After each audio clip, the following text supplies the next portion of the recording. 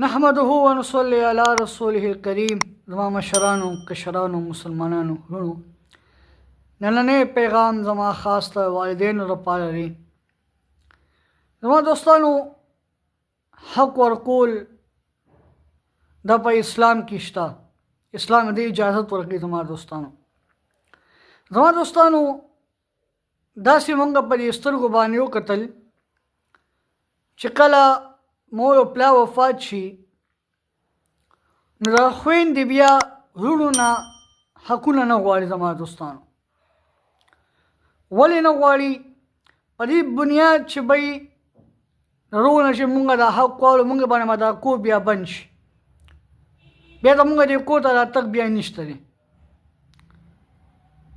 نو دا درخواست دی والدینو ته، زما دا ویډیو چې کم والدین ګوري، برای مهرباني په خپل ژوند باندې خپلو لوریانو له بچو له حقونه ورکوي.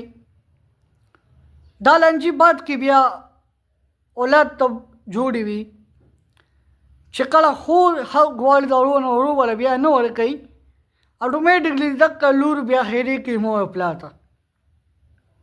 نو زما دوستانو، په خپل ژوند باندې چې کوم بچي دي ستاسو هغې له حقونه ورکوي.